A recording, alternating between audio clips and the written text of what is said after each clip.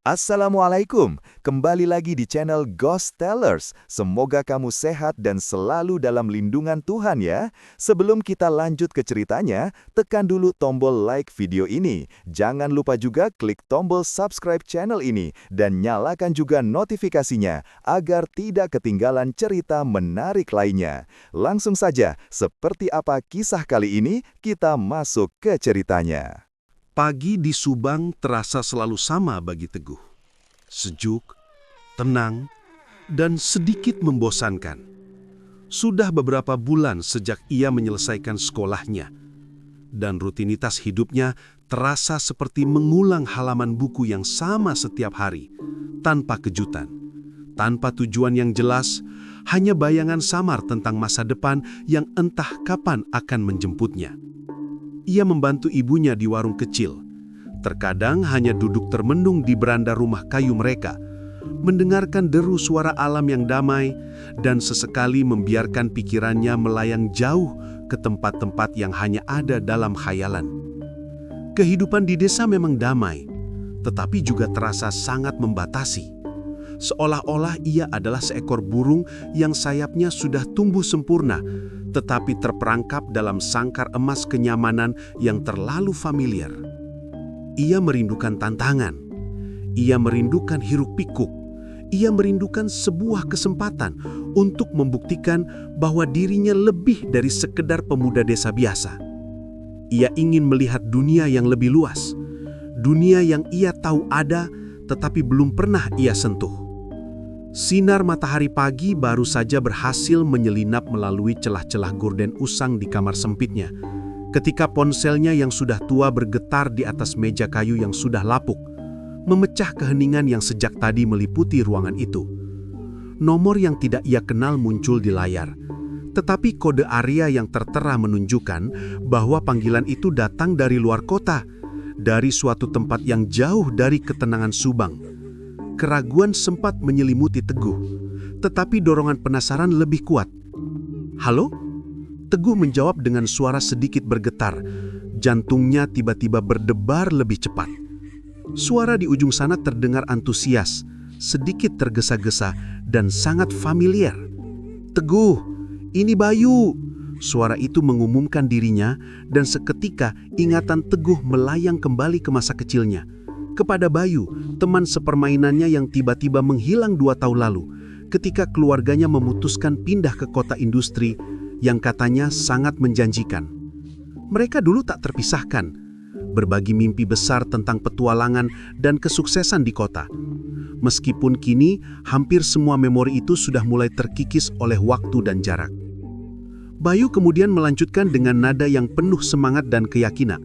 "Denar, ada peluang emas di Karawang, di salah satu pabrik elektronik besar di sana. Gajinya lumayan, sangat cocok untuk pemula seperti kita. Ayo, ikut aku. Aku akan berangkat besok, dan aku sudah mengatur semuanya, dari pekerjaan hingga tempat tinggal sementara." Tawaran itu datang seperti badai di tengah kemarau, mengguncangkan semua rencana tidak jelas yang dimiliki Teguh.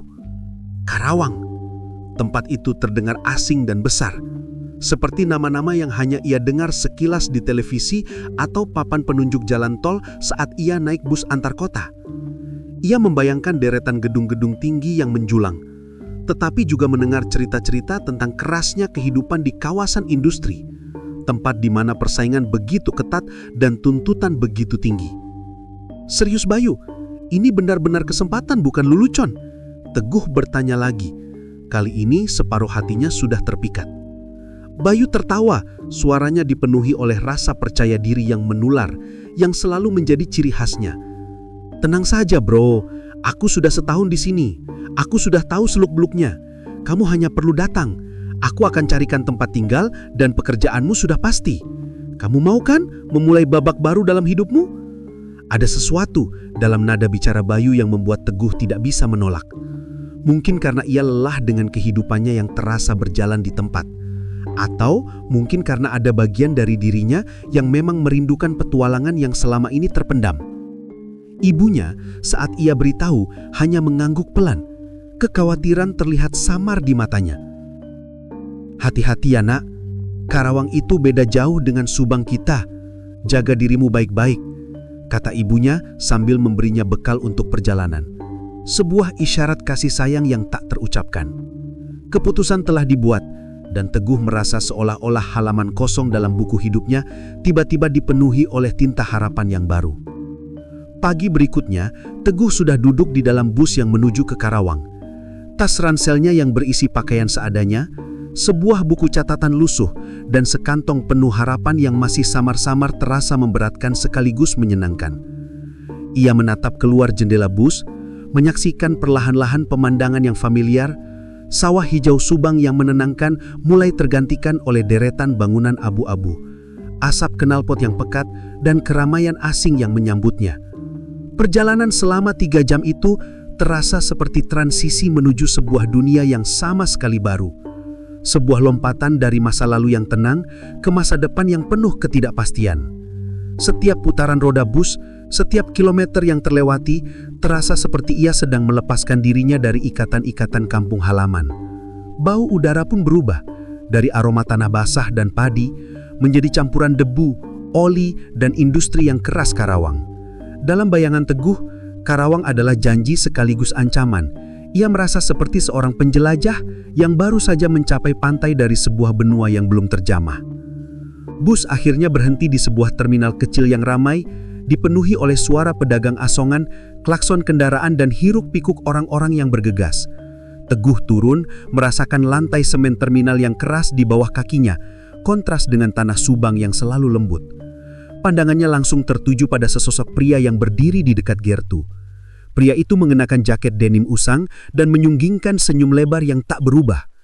Itu adalah Bayu. "Selamat datang di Karawang, bro," seru Bayu sambil menepuk pundak Teguh dengan antusiasme yang sama seperti saat ia menelpon. Bayu terlihat lebih dewasa, rahangnya tampak lebih tegas, dan ada semacam kekerasan kota yang tercetak di matanya. Tetapi semangat masa kecilnya masih sama, menular dan memberi Teguh sedikit rasa aman di tengah keramaian yang asing ini. "Gimana perjalanannya? Gak kaget kan sama ramainya di sini?" tanya Bayu sambil menarik ransel Teguh. Mereka berjalan beriringan meninggalkan terminal, menuju kontrakan sementara Bayu. Langkah kaki mereka membawa mereka menyusuri gang-gang sempit yang dipenuhi oleh suara bising mesin motor, gelak tawa anak-anak yang bermain, dan aroma campuran masakan warung. Kontrakan Bayu sangat kecil dan sederhana, hanya sepetak dengan 2 kasur tipis di lantai, sebuah televisi kecil di sudut, dan tumpukan kardus yang penuh barang. "Malam ini, kamu tidur di sini dulu ya, Guh. Besok pagi aku akan antar kamu ke kontrakanmu baru yang sudah aku carikan," kata Bayu sambil menunjukkan ke salah satu kasur. Teguh mengangguk, merasa lega karena ada tempat untuk beristirahat. Malam itu, Teguh kesulitan memejamkan mata. Suara bising dari luar, campuran klakson yang keras dan celetehan tetangga yang tak henti, membuatnya merasa seperti ikan terdampar, jauh dari ketenangan kolam asalnya. Ia mendengarkan cerita Bayu tentang pekerjaan di pabrik, tentang shift malam yang melelahkan, tetapi juga tentang gaji yang lumayan untuk memulai hidup. Tetapi setiap kali Teguh bertanya lebih dalam tentang Karawang atau tentang pabrik itu sendiri, Bayu selalu menghindar. "Nanti kamu akan lihat sendiri, Guh. Yang penting, kamu pasti betah di sana," ujar Bayu, tetapi senyum di wajahnya terasa sedikit dipaksakan, menyimpan sesuatu yang tidak ia ceritakan. Rasa penasaran dan sedikit kegelisahan mulai menyelinap ke dalam hati Teguh, menyadari bahwa Karawang mungkin menyembunyikan sisi lain yang belum ia ketahui. Keesokan paginya, udara Karawang terasa dingin, tetapi tidak setenang di Subang. Bayu mengajak Teguh berjalan kaki menuju kontrakan baru yang dijanjikan. Mereka menyusuri gang-gang yang semakin sempit, jauh dari jalan besar yang ramai. Hingga akhirnya tiba di depan sebuah rumah petak yang terlihat sangat tua. Catnya berwarna hijau pudar, hampir seluruhnya mengelupas dan memberikan kesan usang yang mencekam. Pintu kayunya terlihat sedikit miring dari engselnya, seolah-olah tidak tertutup sempurna. Dan jendela-jendela depannya ditutup rapat dengan kain-kain lusuh yang sudah memutih termakan usia, menghalangi pandangan ke dalam. Kontrakan itu berdiri di antara rumah-rumah lain, tetapi entah kenapa, atmosfer di sekitarnya terasa lebih hening dan dingin. "Ini tempatnya, Guh. Murah sekali, strategis, dan sangat dekat dengan pabrik kita. Kamu hanya perlu membersihkannya sedikit dan sudah seperti rumah sendiri," kata Bayu. Suaranya terdengar terlalu ceria untuk menggambarkan kondisi rumah yang berdiri di hadapan mereka. Teguh melangkah masuk dengan hati-hati setelah Bayu membuka pintu yang berderit nyaring. Seketika, ia disambut oleh udara di dalam yang terasa sangat pengap dan berat. Seperti udara yang sudah lama tidak bergerak, seolah-olah ruangan itu telah menyimpan rahasia-rahasia gelap yang enggan untuk diungkapkan. Bau apek dari debu tua, kayu lapuk, dan sesuatu yang tidak bisa ia definisikan menyelimuti hidungnya. Matanya menyapu ruangan utama yang sempit itu. Debu tebal menutupi setiap permukaan. Dan di sudut ruangan, ia melihat sebuah meja kayu sederhana yang penuh dengan coretan-coretan aneh. Coretan itu bukan seperti gambar anak-anak, melainkan seperti simbol-simbol misterius atau tulisan dalam bahasa yang tidak ia kenali. Seolah-olah sengaja diukir di sana oleh penghuni sebelumnya. Teguh ingin bertanya pada Bayu tentang coretan itu. Tetapi Bayu sudah bergegas keluar, mengatakan bahwa ia harus segera pergi ke pabrik untuk mengambil shift paginya. "Aku tinggal dulu ya, Guh. Jangan lupa hubungi Bu Sarwendah, ibu kos di sebelah untuk urusan sewa menyewa. Orangnya asik, tapi kamu harus pintar menawar ya," pesan Bayu singkat. Dan kemudian Teguh ditinggalkan sendirian di tengah keheningan kontrakan tua itu. Saat ia sendirian, rasa tidak enak mulai menjalar perlahan-lahan ke dalam dirinya. Kontrakan itu terasa aneh, bukan hanya karena tua dan kotor. Terdengar bunyi derit samar dari lantai kayu padahal ia yakin ia tidak bergerak sama sekali. Cahaya lampu yang terpasang di langit-langit terkadang meredup tanpa sebab yang jelas.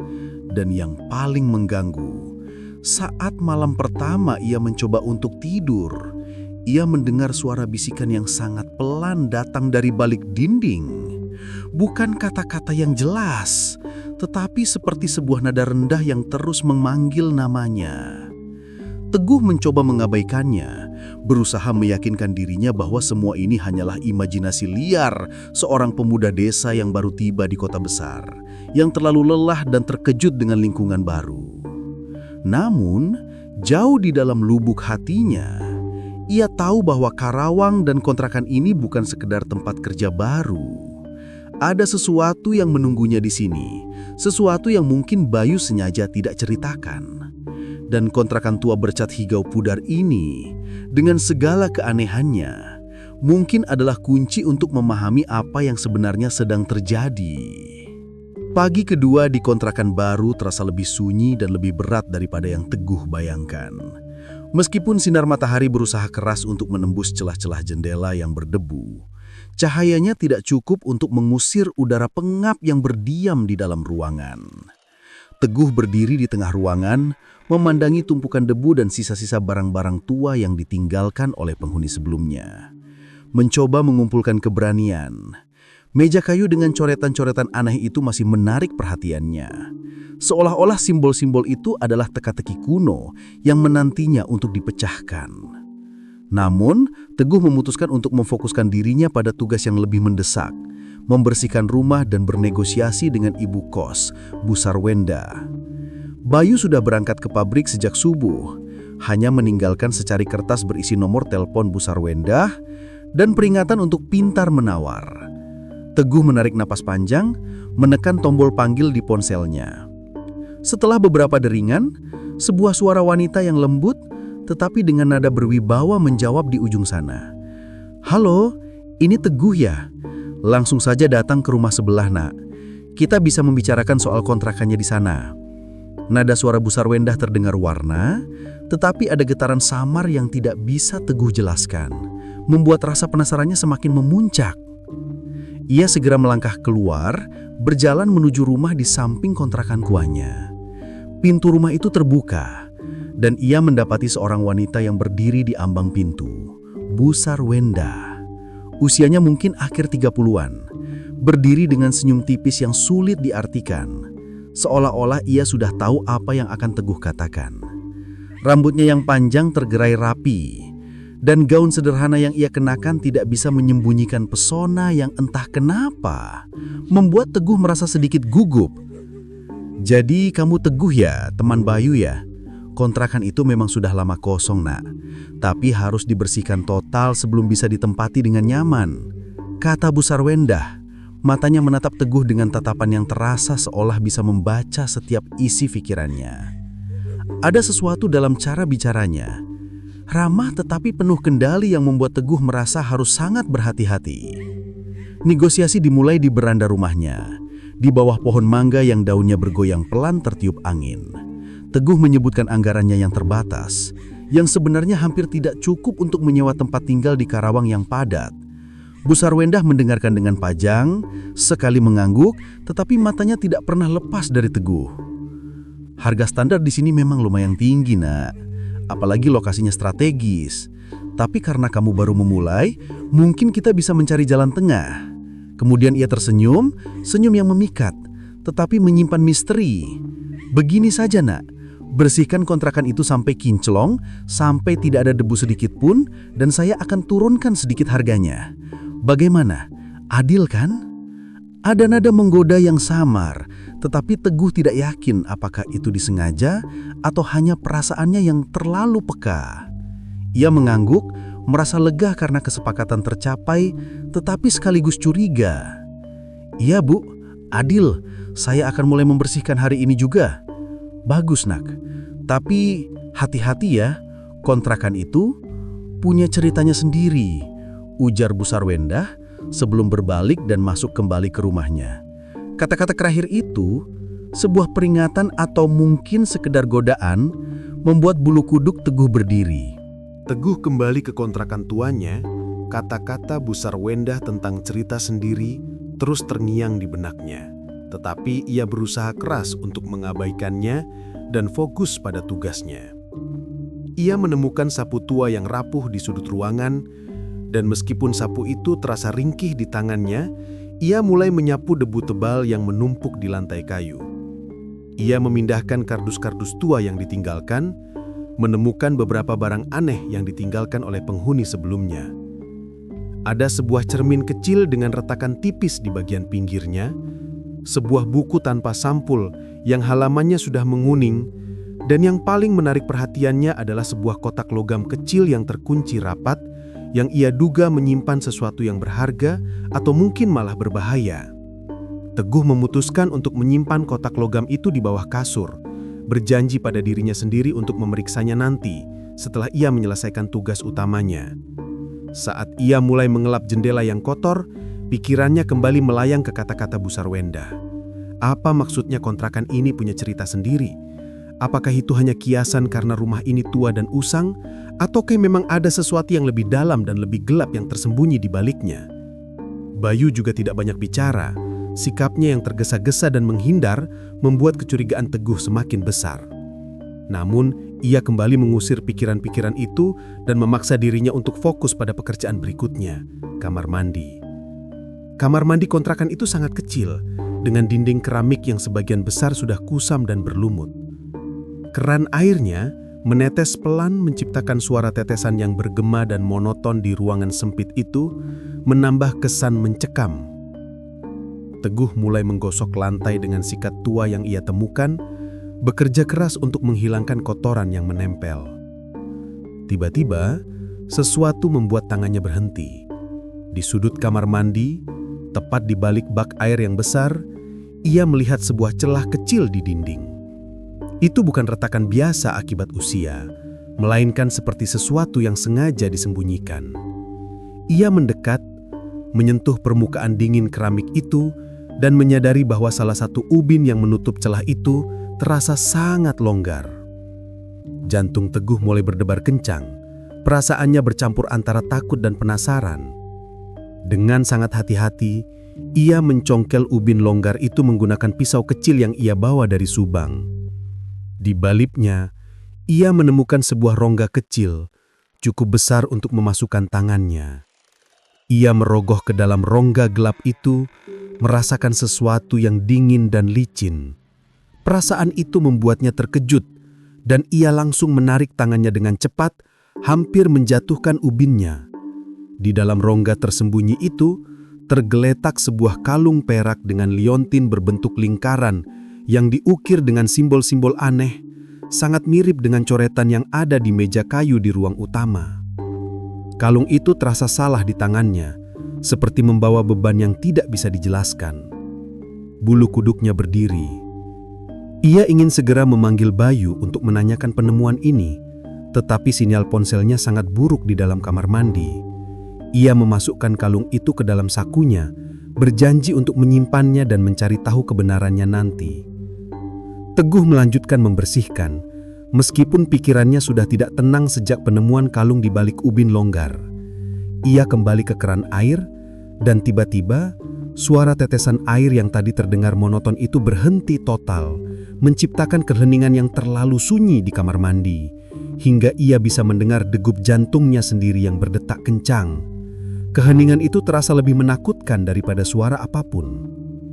Kemudian, dari arah cermin kecil yang buram di dinding kamar mandi, ia melihatnya. Sebuah bayangan yang bergerak sangat cepat, seperti siluet seseorang, meskipun ia sangat yakin bahwa ia sendirian di kontrakan itu. Bayangan itu hanya sekilas, tetapi cukup jelas untuk membuat seluruh tubuhnya gemetar. Ia bergegas keluar dari kamar mandi dengan langkah tergesa-gesa, keringat dingin membanjiri dahinya. Kontrakan ini, dengan segala keanehannya, mulai terasa seperti sebuah jebakan yang pelan-pelan menjeratnya. Ia merasa harus segera berbicara dengan Bayu atau Bu Sarwenda. Mereka pasti menyembunyikan sesuatu, dan kalung itu bersama bayangan singkat di cermin adalah petunjuk pertama bahwa petualangan yang menuntunnya di Karawang ini jauh lebih besar dan mungkin lebih berbahaya daripada sekedar pekerjaan di pabrik. Teguh mencoba menenangkan diri dengan menyapu lagi ruang utama, fokus pada debu yang menumpuk. Tiba-tiba ia mendengar ketukan pelan di pintu. Tok, tok, tok. Teguh membuka pintu dan mendapati Bu Sarwenda berdiri di sana. Ia membawa nampan yang berisi sepiring gorengan bakwan yang masih mengepul hangat dan sebuah teko plastik berisi es teh manis yang terlihat menyegarkan. Senyumnya hangat, tetapi matanya, seperti biasa, seolah menyimpan 1000 rahasia. "Teguh, kerja keras ya. Saya bawakan sedikit cemilan biar semangat," sapa Bu Sarwenda. "Ah, tidak usah repot-repot, Bu. Terima kasih banyak," kata Teguh. Buru-buru mengambil nampan itu dan meletakkannya di meja kayu dengan coretan aneh. Bu Sarwenda melangkah masuk tanpa diundang, matanya menjelajahi ruangan dengan santai, mengamati pekerjaan Teguh. "Masih kotor ya? Saya bantu bersihkan sebentar, biar cepat selesai," kata Bu Sarwenda sambil mengambil kain lap. Teguh ingin menolak, tetapi ada sesuatu dalam caranya bergerak, anggun tetapi penuh percaya diri, yang membuatnya diam saja. Mereka mulai membersihkan bersama. Teguh menyapu, sementara Bu Sarwenda mengelap Indera dengan gerakan yang terasa terlalu luas untuk pekerjaan rumah tangga. Sesekali ia melontarkan komentar ringan, yang terasa seperti godaan. "Teguh, kok anak muda pendiam sekali? Pasti pacar di Subang sana rindu, ya?" tanyanya sambil terkekeh. Wajah Teguh memanas. Tidak ada pacar, Bu. Saya biasa saja," jawabnya. Ia tidak bisa memungkiri Bu Sarwenda memang cantik, tetapi ada bagian dalam dirinya yang berbisik untuk berhati-hati. Saat mereka pindah ke kamar mandi, tempat keanehan tadi terjadi, Teguh merasa ragu-ragu. Bu Sarwenda mulai menggosok bak air, dan Teguh mencoba fokus menyikat lantai. Tetapi kemudian, ia kembali mendengarnya, suara tetesan air dari keran yang tadi sudah berhenti. Teguh melirik, dan jantungnya hampir berhenti. Air yang menetes bukan bening, melainkan agak kemerahan, seperti darah yang diencerkan. Ia menoleh ke Bu Sarwenda, ingin bertanya, tetapi wanita itu tidak menunjukkan reaksi apapun, seolah tidak melihat apa yang Teguh lihat. "Bu, keran ini aneh," Teguh memulai. "Ah, itu cuma karat pipa, Nak. Pipa di sini memang sudah tua," potong Bu Sarwenda dengan cepat, tetapi nadanya sama sekali tidak meyakinkan. Teguh ingin menyebutkan kalung yang ada di sakunya, tetapi sesuatu menahannya. Sebaliknya ia kembali menyentuh ubin longgar di sudut kamar mandi. Tiba-tiba Bu Sarwenda berbalik dengan wajah tegang. "Jangan main-main dengan dinding ini, Nak. Bisa roboh nanti," katanya dengan suara yang tajam untuk pertama kalinya. Saat mereka selesai, Kamar mandi terlihat bersih, tetapi suasana di antara mereka telah berubah. Malam itu, setelah pulang dari hari pertama bekerja di pabrik, rasa lelah di tubuh Teguh kalah telak dengan rasa gelisah di pikirannya. Ia duduk di teras kontrakan, menyeruput kopi hitam. Asap rokoknya melayang pelan bercampur dengan kabut tipis Karawang. Kalung perak dengan simbol aneh itu masih ada di saku celananya, dan setiap kali ia menyentuhnya, ia merasa seolah ada sesuatu yang mengawasinya dari kegelapan. Suara tetesan air kemerahan di kamar mandi dan bayangan di cermin terus menghantuinya. Suara azan maghrib yang tadi bergema seolah menandakan bahwa kontrakan ini berubah wajah saat matahari terbenam. Bayu belum pulang, mungkin masih lembur. Teguh sendirian. Ia mencoba fokus pada aroma kopi, tetapi tiba-tiba sebuah suara memecah keheningan dari dalam kontrakan. Tepatnya dari kamar mandi. Terdengar suara air yang diguyur, seperti seseorang sedang mandi. Guyuran itu teratur dan keras seolah air dituang dari ember berulang kali. Jantung Teguh langsung berdegup kencang. Ia yakin pintu kontrakan itu terkunci dan tidak ada siapapun di dalam selain dirinya. Ia mencoba meyakinkan diri bahwa itu hanya pipa bocor. Tetapi suara itu terlalu jelas, terlalu menyerupai aktivitas manusia. Teguh mematikan rokoknya, meletakkan cangkir kopi, dan melangkah masuk dengan sangat hati-hati. Cahaya lampu di ruang utama redup dan berkedip-kedip, membuat bayangan di dinding seolah bergerak sendiri. Ia berjalan perlahan menuju pintu kamar mandi yang sedikit terbuka. Suara guyuran air semakin keras saat ia mendekat. Dengan tangan gemetar, Teguh mendorong pintu itu perlahan. Seketika, uap air hangat menyambutnya, meskipun keran seharusnya tidak mengeluarkan air panas. Di dalam, di bawah pancuran yang hanya menetes pelan, berdiri sesosok gadis. Ia sangat cantik, dengan rambut hitam panjang yang basah menempel di pundaknya, kulitnya pucat hampir seperti porselen. Dan ia berdiri membelakangi Teguh, seolah tidak menyadari kehadirannya. Air mengalir di lantai, tetapi yang aneh, tidak ada ember atau gayung di dekatnya. Teguh membeku, napasnya tersendat. Gadis itu bergerak pelan seperti menyanyikan lagu tanpa suara. Lalu, ia sedikit menoleh. Matanya berwarna hitam pekat tanpa pupil, menatap lurus ke arah Teguh. Teguh menjerit keras, "Ini bukan manusia!" Tubuhnya gemetar hebat, ia tersandung mundur dan berlari keluar dari kontrakan tanpa berpikir lagi. Kakinya membawanya langsung ke rumah Bu Sarwendah di sebelah. Bu Sarwendah, buka pintunya!"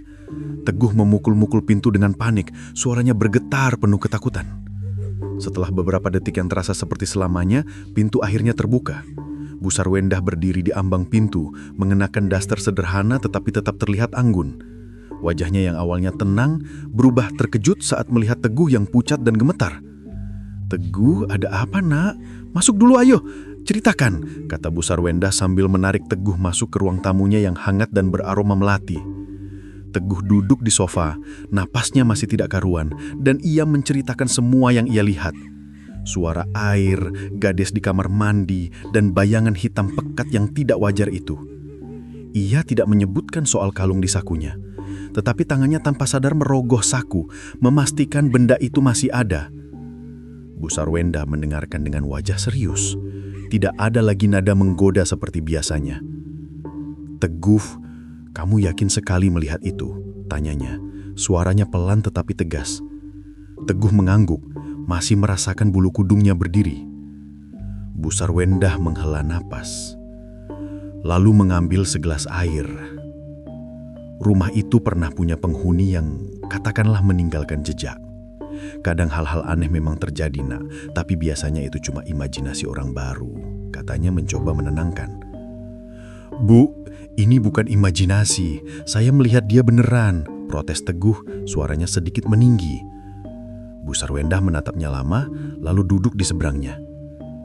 "Teguh, kalau kamu mau bertahan di kontrakan itu, kamu harus kuat. Ada hal-hal yang tidak selalu bisa dijelaskan. Tapi kalau kamu takut, pindah saja. Saya tidak akan memaksa. Nadanya terdengar seperti campuran perhatian dan peringatan yang samar. Malam itu, rasa takut membuat tidur menjadi musuh bagi Teguh. Setelah kejadian mengerikan di kamar mandi, ia tidak bisa memejamkan mata. Ia terbaring di kasur tipisnya, menatap plafon kontrakan yang penuh noda, berusaha mengusir bayangan gadis bermata hitam pekat itu dari pikirannya. Kalung perak dengan simbol aneh itu masih ada di sakunya, dan setiap kali ia menyentuhnya, ia merasa ada aura aneh dan tidak wajar yang menyelimuti seluruh ruangan. Lampu di ruangan berkedip pelan, dan udara terasa semakin dingin, meskipun jendela sudah ia tutup rapat. Jam di ponselnya menunjukkan pukul 3 dini hari, sebuah waktu yang sering disebut sebagai jam paling sepi dan paling aktif bagi hal gaib, ketika Teguh tiba-tiba mendengar suara dari dapur. Suara itu pelan, tetapi jelas. Suara gemericik air diikuti oleh bunyi logam, seperti panci yang dipindahkan atau cangkir yang diletakkan. Jantung Teguh langsung berdegup kencang, pikirannya langsung teringat pada gadis di kamar mandi, dan bulu kuduknya berdiri seketika. Tetapi anehnya, ada bagian di dalam dirinya, mungkin rasa ingin tahu yang lebih besar dari ketakutannya, yang merasa harus memeriksanya. Mungkin ia sudah terlalu lelah untuk lari. Dengan langkah ragu-ragu, ia bangkit dari kasur, mengambil senter kecil dari rangselnya. Cahaya lampu ruang utama yang redup membuat bayangan di dinding seolah bergerak sendiri. Teguh melangkah perlahan menuju dapur. Suara gemericik itu semakin keras, diiringi aroma samar kopi yang mulai menyebar ke seluruh ruangan. Jantung Teguh hampir meloncat dari tempatnya saat ia melihatnya. Seorang gadis berdiri di depan kompor tua, sedang memasak air di dalam panci kecil. Pakainya tipis, hampir tembus pandang, dan rambut hitamnya tergerai panjang hingga ke pinggang. Ia cantik, sangat cantik. Seperti gadis biasa yang mungkin ia lihat di pasar atau halte. Tetapi dapur itu seharusnya kosong, dan Teguh tahu ia sendirian. Ia terkejut dan menjatuhkan senternya. Gadis itu menoleh, dan Teguh sudah bersiap untuk lari. Tetapi matanya kali ini bukan hitam pekat seperti gadis di kamar mandi. Matanya berwarna coklat lembut, menatap Teguh dengan tenang. "Jangan takut," katanya. Suaranya lembut seperti angin malam yang menenangkan. "Aku cuma mau bikin kopi buat kamu." Teguh terdiam, tubuhnya masih bergemetar. Tetapi ada sesuatu dalam nada suaranya yang membuat ia tidak langsung lari. Gadis itu terkekeh pelan, gerakannya anggun. "Namaku Anjani. Aku tinggal di sini, bisa dibilang begitu," katanya. Lalu menyerahkan secangkir kopi hitam yang mengepul kepada Teguh. Teguh menerimanya dengan tangan gemetar, tidak berani menyeruputnya. "Duduk saja Teguh, kita ngobrol," lanjutnya, seolah sudah tahu nama Teguh tanpa perlu perkenalan. Meskipun takut, Teguh memaksakan diri untuk duduk di bangku kayu tua di dapur. Anjani duduk di seberangnya, memegang cangkirnya sendiri, tetapi anehnya, ia tidak minum. Mereka mulai berbincang, dan entah bagaimana, rasa takut Teguh perlahan memudar. Anjani bercerita tentang Karawang, tentang malam yang selalu penuh cerita, dan tentang kontrakan ini yang seolah punya cara untuk menarik orang-orang. Ia bertanya tentang kopi disukan Teguh, dan bagaimana ia tahu Teguh sering minum kopi di teras. Obrolan mereka berlangsung lama, mungkin berjam-jam. Anjani tidak berubah wujud, tidak menunjukkan tanda-tanda aneh seperti gadis di kamar mandi. Namun, ada momen ketika Teguh tanpa sengaja menyentuh kalung di sakunya, dan Anjani tiba-tiba terdiam. Matanya menatap saku celana Teguh, seolah tahu persis apa yang ada di sana. "Hati-hati dengan barang yang kamu temukan di sini," katanya pelan sebelum kembali tersenyum. Teguh ingin bertanya lebih lanjut, tetapi kepalanya terasa berat dan tanpa sadar, ia mulai mengantuk. Ketika Teguh terbangun, sinar matahari pagi sudah menyelinap masuk lewat jendela. Ia masih di kasur, tetapi ia sama sekali tidak ingat bagaimana ia bisa kembali ke sana. Yang lebih aneh, kontrakan itu tampak sangat bersih. Lantai kayu mengkilap, meja sudah rapi, dan di atasnya ada sepiring nasi goreng sederhana dengan telur mata sapi yang masih mengepul hangat, lengkap dengan segelas teh panas di sampingnya. Aroma makanan itu sangat nyata, hangat, seolah baru saja selesai dimasak. Teguh berdiri, memeriksa dapur, tetapi tidak ada jejak panci atau cangkir kopi yang ia gunakan semalam. "Anjani," panggil Teguh pelan, tetapi tidak ada jawaban. Hanya keheningan yang menyelimuti kontrakan itu. Ia teringat Bu Sarwenda di rumah sebelah. Mungkinkah Bu Sarwenda yang batang pagi-pagi sekali membersihkan dan menyiapkan sarapan?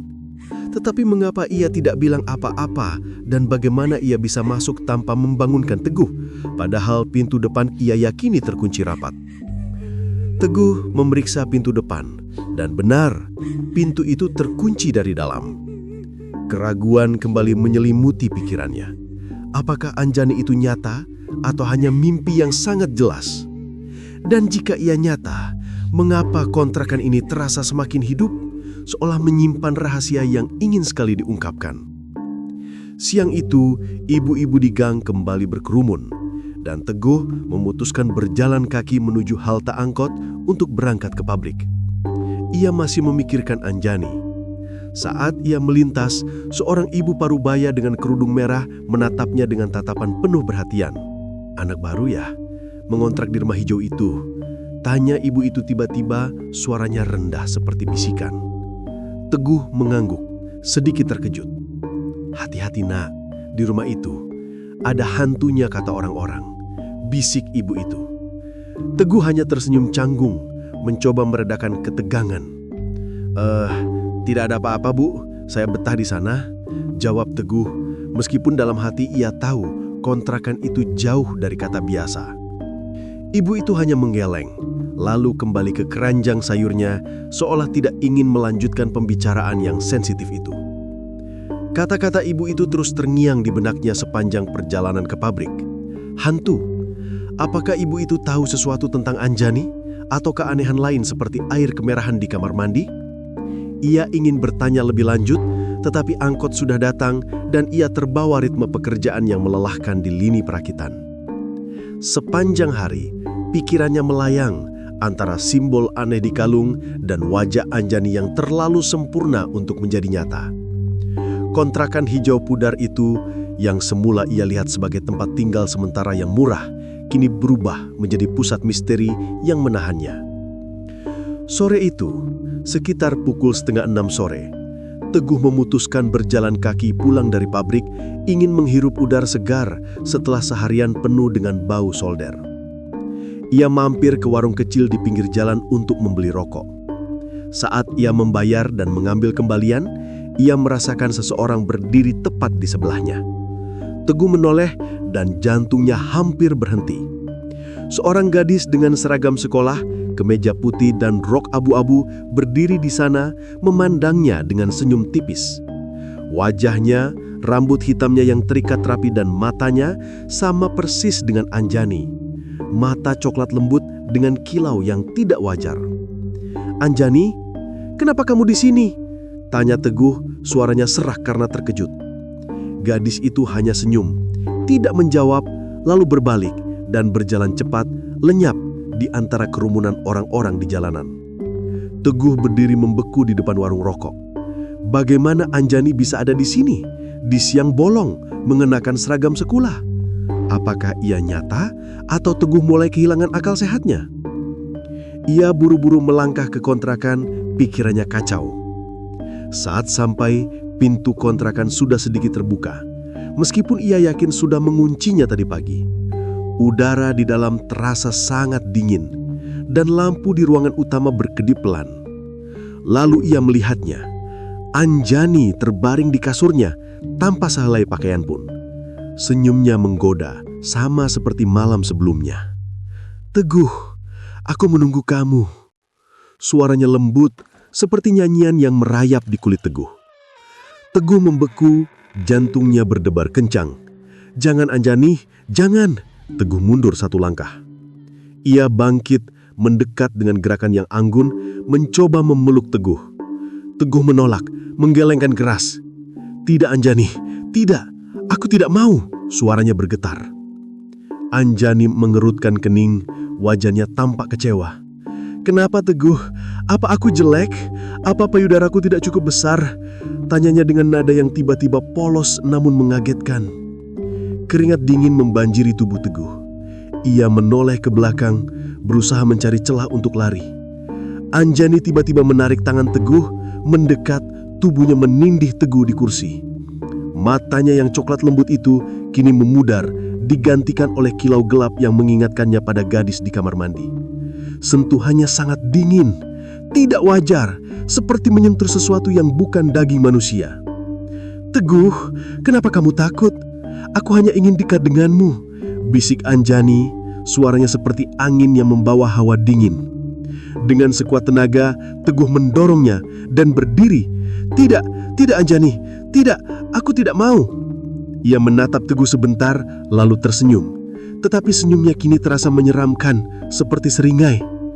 Tanpa berkata apa-apa, ia mundur dan Teguh buru-buru berlari ke kamar mandi mengunci pintu. Ia membasuh mukanya dengan air dingin, mencoba menenangkan diri.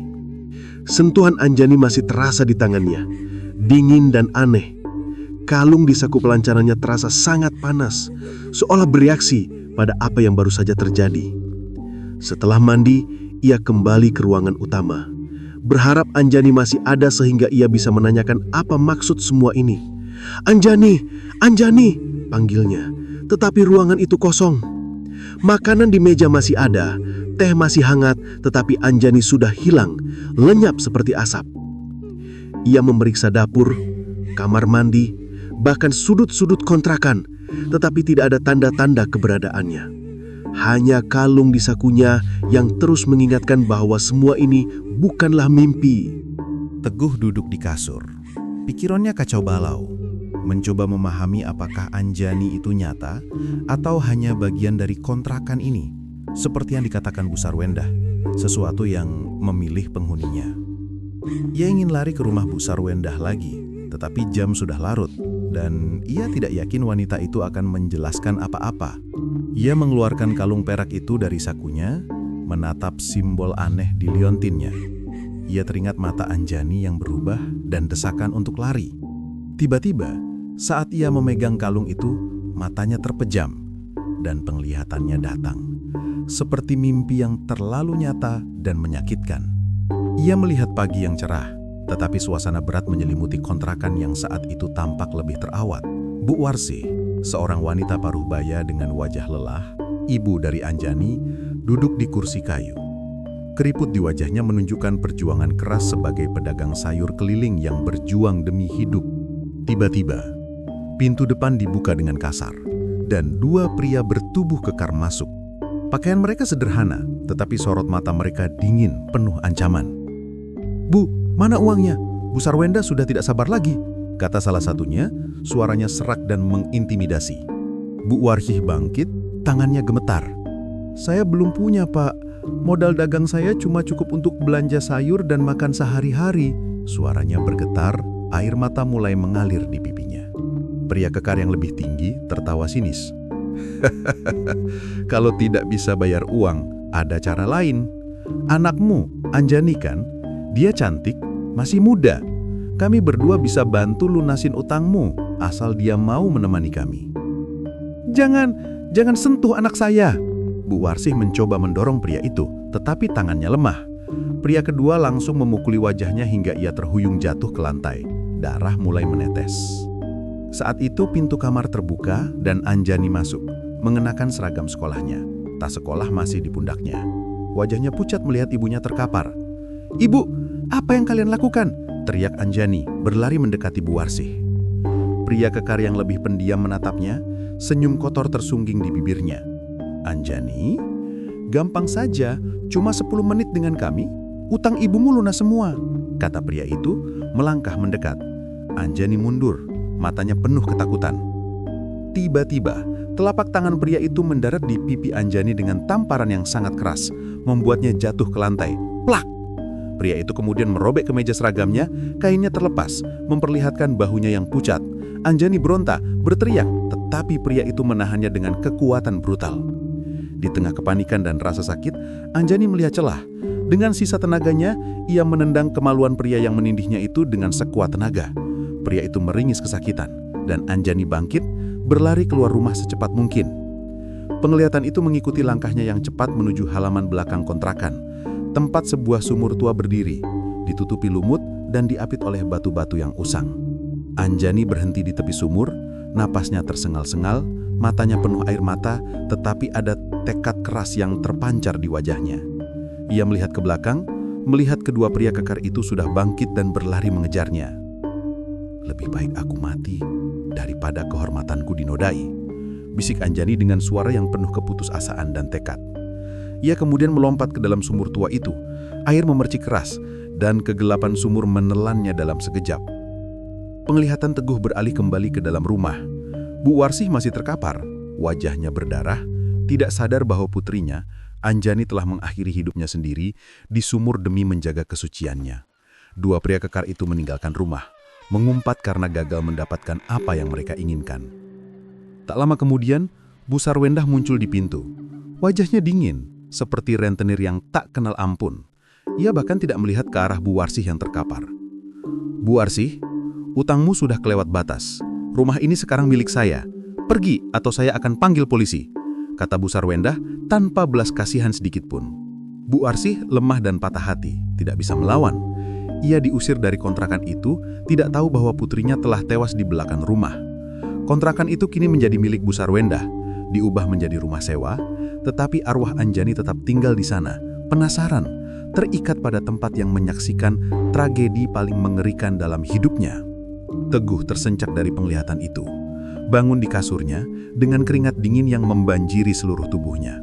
Kalung di saku celananya terasa membakar, dan simbol di liontinnya seolah-olah bergetar di bawah sentuhan jemarinya. Jantungnya berdebar kencang, pikirannya kacau. Anjani, dia bukan sekedar penampakan. Dia adalah korban, terperangkap di kontrakan ini karena kematiannya yang tragis. Dan Bu Sarwendah, apakah dia tahu apa yang terjadi pada Anjani? Apakah dia sengaja menyembunyikan rahasia gelap ini? Pagi itu, Teguh berjalan ke dapur, masih gemetar. Ia memeriksa kamar mandi, setengah berharap mendengar suara tetesan air, tetapi semuanya sunyi. Ia teringat sumur di penglihatan itu. Apakah sumur itu masih ada di belakang kontrakan? Malam itu, setelah penglihatan yang menyakitkan, Teguh duduk di sudut kontrakan, menatap kalung perak yang tergeletak di tangannya. Simbol di liontin itu seolah hidup. Garis-garisnya bergerak pelan di bawah cahaya lampu yang berkedip. Udara di ruangan terasa berat, dipenuhi oleh bisikan yang tak bisa ia dengar dengan jelas. Suara tetesan air di kamar mandi kembali muncul, pelan, seolah mengingatkannya pada sumur di belakang kontrakan. Ia ingin lari, tetapi kakinya terasa seperti terpaku. Tiba-tiba, udara menjadi sangat dingin dan ia mendengar langkah pelan dari arah dapur. Teguh menoleh, jantungnya berdegup kencang. Anjani berdiri di sana, mengenakan gaun sederhana yang tampak usang. Wajahnya pucat, tetapi matanya penuh duka.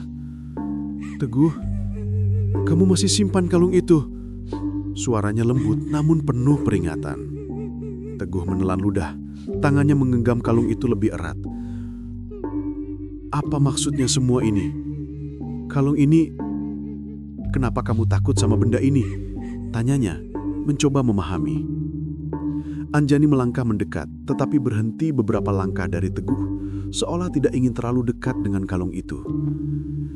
"Kalung itu milik Bu Sarwendah," katanya, matanya menatap liontin itu dengan ekspresi campur aduk antara ketakutan dan kemarahan.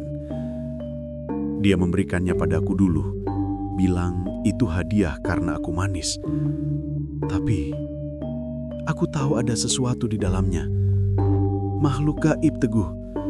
Sesuatu yang ingin menjerumuskanku, membuatku menyerahkan tubuhku pada dua laki-laki bejat itu." Teguh terdiam. Penglihatan tentang Bu Warsih dan dua pria kekar kembali melintas. "Maksudmu kalung ini bikin kamu tergoda, seperti mengendalikan pikiranmu?" tanya Teguh, mencoba mencerna. Anjani mengangguk, rambutnya bergoyang pelan. "Aku merasa aneh setiap kali memegangnya. Pikiranku dipenuhi bisikan, dorongan untuk menurut, untuk menyerah. Aku menolak kalung itu, tapi Bu Sarwendah marah. Dia bilang aku tidak tahu diri. Lalu, utang ibuku jadi alasan buat mereka datang dan semuanya berakhir di sumur itu." "Jadi, Bu Sarwendah tahu tentang makhluk ini?" tanya Teguh. Suaranya serak. Anjani tidak langsung menjawab. Matanya beralih ke arah kamar mandi, tempat suara tetesan air semakin keras. Bu Sarwendah tahu lebih banyak dari yang dia tunjukkan, Teguh. Dia bukan cuma rentenir, kontrakan ini, kalung ini, semuanya terhubung. Aku tidak bisa ceritakan semuanya, tapi kamu harus hati-hati. Makhluk itu, dia masih lapar, bisiknya. Tiba-tiba lampu di ruangan padam dan kegelapan menyelimuti kontrakan. Teguh mendengar nafas Anjani di dekatnya, tetapi ketika ia menyalakan senter ponselnya, Anjani sudah lenyap. Kalung di tangannya bergetar, dan untuk sesaat, Teguh mendengar bisikan yang lebih dalam, lebih gelap, seperti suara dari dalam sumur. "Kamu milikku," bisik suara itu, dan Teguh merasa bulu kuduknya berdiri. Teguh buru-buru memasukkan kalung itu ke sakunya, berlari ke pintu depan dan membukanya. Udara malam terasa dingin, tetapi lebih aman daripada di dalam kontrakan itu. Ia menoleh ke rumah Busar Wendah di sebelah. Lampunya masih menyala. Ia ingin mengetuk pintu, menuntut penjelasan. Tetapi keraguan menahannya. Ia harus mengakhiri ini sendirian, dengan kalung dan sumur sebagai kuncinya. Ia tidak bisa terus hidup dengan bayangan Anjani dan bisikan makhluk gaib yang mencoba merasukinya. Ia melangkah ke halaman belakang kontrakan. Di bawah cahaya bulan yang redup, ia melihat gundukan tanah yang ditumbuhi lumut dengan lingkaran batu yang hampir roboh. Sumur tua itu. Air di dalamnya terlihat gelap, tetapi ia bisa melihat pantulan simbol kalung di permukaannya, meskipun kalung itu masih di sakunya. Suara tetesan dari kamar mandi terasa seperti berasal dari sumur sekarang, dan aroma air kemerahan yang ia kenal mulai menyebar di udara malam. Teguh tahu, inilah saatnya. Ia harus berani. Ia kembali ke dalam sebentar, mengambil lilin tua yang ia temukan di kotak logam kecil yang terkunci, yang ternyata tidak memiliki isi lain selain lilin itu. Ia kembali ke sumur, menyalakan lilin dan meletakkannya dengan hati-hati di tepi lingkaran batu yang berlumut. Cahaya lilin itu kecil, tetapi cukup untuk menerangi tepi sumur, menambah kesan ritual yang mencekam. Kalung perak itu kini ia pegang erat-erat di tangan kanannya, terasa sangat panas, seolah-olah ia sedang memegang bara api. Ia menutup matanya, mengambil napas dalam-dalam dan berbisik, "Anjani, kalau kamu dengar, bantu aku akhiri ini. Makhluk gaib di kalung ini akan kembali ke tempat asalnya, dan arwahmu akan bebas. Semua akan berakhir." Dengan sekuat tenaga dan tekad yang bulat, Teguh melemparkan kalung perak itu jauh ke dalam kegelapan sumur. Seketika, angin bertiup sangat kencang, memadamkan lilin tua itu dengan cepat. Suara jeritan yang pelan, menusuk dan penuh kepedihan terdengar sangat jelas dari dalam air yang gelap. Sumur itu memancarkan kilau merah yang menakutkan, seperti lava yang mendidih di dalam kegelapan, sebelum semuanya kembali sunyi. Keheningan itu total, mutlak, dan terasa damai. Teguh berdiri di sana. Tubuhnya gemetar karena adrenalin dan ketegangan, tetapi hatinya tiba-tiba terasa sangat ringan, seolah beban berat yang selama ini menindihnya telah terangkat. Ia menoleh ke kontrakan, dan ia tahu kutukan itu sudah berakhir. Anjani sudah bebas. Keesokan harinya, kontrakan tua bercat hijau pudar itu terasa sangat berbeda. Tidak ada lagi suara tetesan air yang mengganggu dari kamar mandi. Tidak ada lagi bayangan aneh yang bergerak di cermin. Udara di dalam ruangan terasa lebih ringan, lebih segar, seperti rumah biasa yang sudah lama ia rindukan. Anjani tidak muncul lagi. Keheningan yang ada kini adalah keheningan yang menenangkan, bukan keheningan yang mengancam. Teguh tahu, tindakannya membuang kalung itu ke dalam sumur telah mengakhiri apa yang dimulai bertahun-tahun yang lalu. Ia telah membebaskan Anjani dari penjara arwahnya, dan ia juga telah membebaskan dirinya sendiri dari teror yang mencekam. Ia memutuskan untuk pindah. Ia tidak lagi bisa tinggal di tempat yang menyimpan kenangan tragis dan gelap seperti itu. Ia membereskan semua barangnya, meninggalkan kontrakan itu tanpa sepatah kata pun kepada Busar Wendah yang hanya menatapnya dari jauh dengan tatapan dingin dan tak terbaca. Tatapan Busar Wendah kini tidak lagi menyimpan godaan, melainkan kekalahan yang tersembunyi. Ia meninggalkan Karawang, kota industri yang menjanjikan harapan tetapi malah memberikannya pelajaran tentang tragedi dan hal gaib. Ia kembali ke Subang, membawa serta pengalaman yang tak akan pernah ia lupakan. Dan kalung itu, meskipun sudah lenyap, terus meninggalkan jejak samar di ingatannya. Setelah ia kembali ke kampung halamannya, ketenangan perlahan kembali menyelimuti hidupnya. Namun setiap malam, ia masih bermimpi tentang sumur dan bisikan samar yang tidak pernah benar-benar pergi. Suatu malam, ia bermimpi bertemu dengan Anjani. Ia berdiri di depannya, mengenakan pakaian yang sama seperti saat ia memasak kopi, tetapi kali ini wajahnya tampak damai, tampak kepucatan yang mencekam. Anjani tersenyum, senyum yang tulus. Lalu ia melangkah mendekat. Ia mencium Teguh, sebuah ciuman yang terasa sangat nyata, tetapi bukan ciuman dingin dan mengancam seperti sentuhannya dulu, melainkan ciuman perpisahan yang hangat dan penuh rasa terima kasih. Terima kasih Teguh. Aku sudah tenang. Semuanya sudah terungkap. Bisik Anjani sebelum arwahnya melayang pergi. Teguh bangun, merasakan aroma melati yang samar-samar, dan ia tahu bahwa Anjani kini benar-benar telah menemukan kedamaian yang ia korbankan bertahun-tahun yang lalu. Ia telah memenuhi tugasnya, dan babak horor di hidupnya di Karawang telah benar-benar tamat, menyisakan sebuah cerita pahit yang selamanya ia akan ingat.